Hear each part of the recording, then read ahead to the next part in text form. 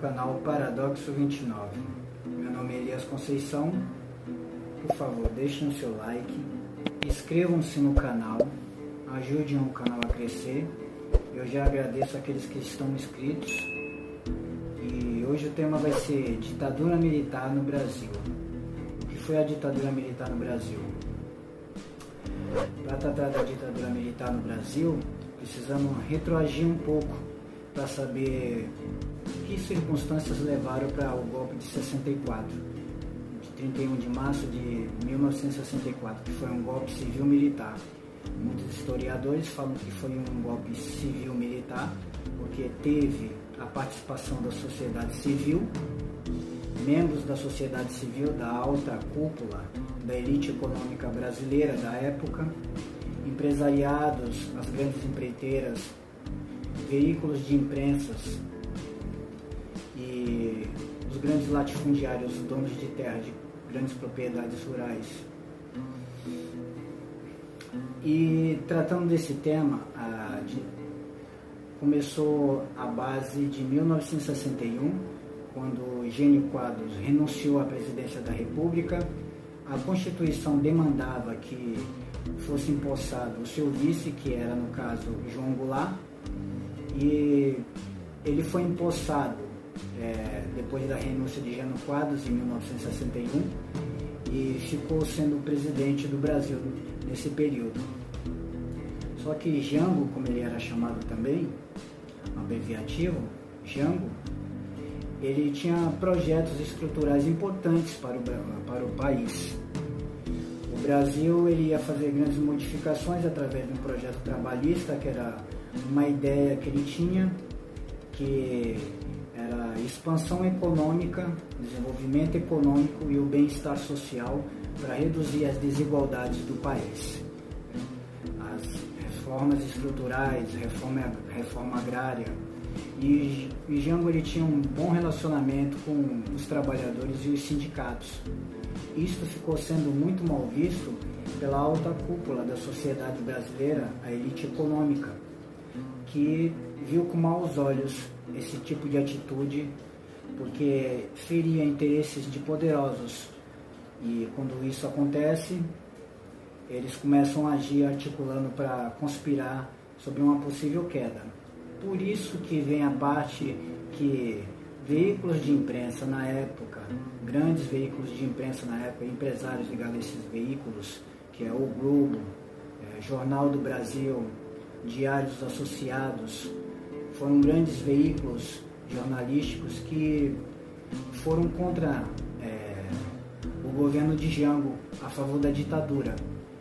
E grandes membros da sociedade civil também, grandes empreiteiras e outras categorias também, eram a favor dos militares para a derrubada de Jango. Eles articulavam por detrás das cortinas, às escondidas, para poder derrubar Jango do poder. Por isso que era chamado um golpe civil-militar, porque participava da articulação da sociedade civil, da grande cúpula econômica, a elite econômica do Brasil, juntamente com os militares. E articulando várias maneiras para poder derrubar Jango, foi em 31 de março de 1964 que foi instaurada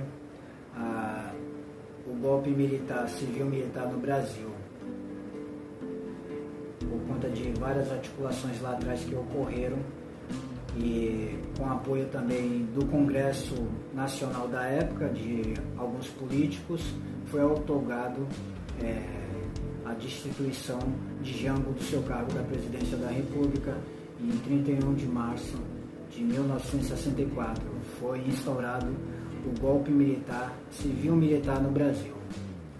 Aí começa os anos o regime autocrático, um regime truculento.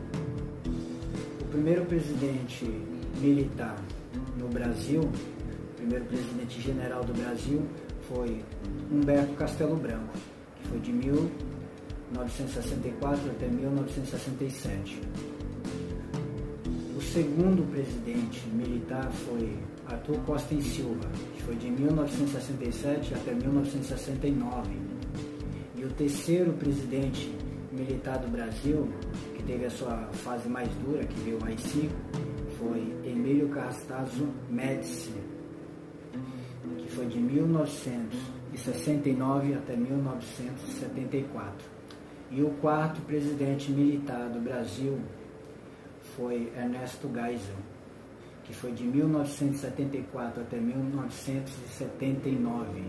E o quinto e último presidente militar do Brasil foi João Figueiredo, que foi de 1979 até 1985.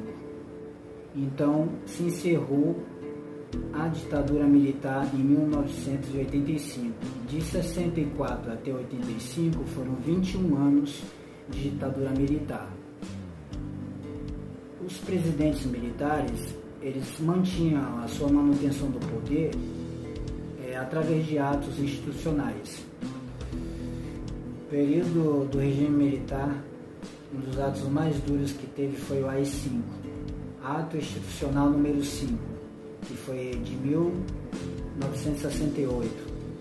Foi no governo de Arthur Costa e Silva, com o fechamento do Congresso, cerceamento das liberdades individuais, tudo foi censurado, a imprensa foi censurada, as pessoas não tinham liberdade de expressão, a corrupção aumentou gradativamente, cada vez mais, porque como não tinha investigação, como não se tinha denúncia por conta do regime autoritário, porque quem denunciasse fatalmente iria sofrer as consequências ou de ser preso ou morto, então a corrupção rolou solta. Pela ditadura militar, a sociedade começou a se articular para poder romper com esse sistema. Aí também teve uma parte da ditadura militar que teve uma prosperidade econômica, que era chamado milagre econômico, que era foi de 1968 até 1973. Diz que o Brasil cresceu em torno de 2 dígitos, de 10 a 11% ao ano. Então, mas tudo isso é enganação, porque esse crescimento não realmente atingia essa riqueza a maior parte da sociedade. Essas riquezas só iam mais para a classe mais abastada da época e os pobres continuavam mais pobres. Então, políticos que na época de 64 que foram a favor do regime mudaram de ideia porque viram que realmente se constituiu um regime autoritário e dizia-se que até um jornalista na época, era Hélio Gaspari, que ele falava assim, que era uma ditadura envergonhada. Por quê uma ditadura envergonhada? Uma vez que era autoritária, ela mascarava o seu autoritarismo para se apresentar como democraticamente um regime aberto e livre para as pessoas. A ditadura militar teve seu lado muito sombrio. O saldo negativo foi muito alto. Prisões arbitrárias, sequestros, assassinatos, torturas, invasões a propriedades privadas, atentados a bombas, justificavam tudo em nome de combater os subversivos, supostamente subversivos. Aqueles que eram contra a ditadura eram subversivos e eram comunistas. Todos que eram a favor de uma democracia, queriam um Estado livre, um país livre, de um regime autocrático, de um regime sanguinário, que torturava e matava as pessoas a todo momento, se fosse contra o regime, os dissidentes. Então, trouxe miséria, crise econômica, inflação, torturas, mortes, devastação ambiental, morte de indígenas, centenas de mortes de pessoas que foram contra a ditadura. O saldo da ditadura, negativamente, foi abissal. A ditadura foi um dos legados trevosos e grotescos que aconteceu no nosso país. Tirou com todas as liberdades possíveis e infringiu os direitos humanos e fazia de tudo, com mão de ferro, tudo para se perpetuar no poder os militares. corrupção corria solta, porque não tinha controle de nada, ninguém investigava nada porque não tinha como investigar, porque estava tudo no controle do regime militar. A justiça, o Congresso Nacional, as universidades, os meios de comunicação, e quem denunciasse alguma coisa ou era preso, ou morto, ou torturado até a morte. A ditadura militar foi um dos períodos mais sombrios do nosso país.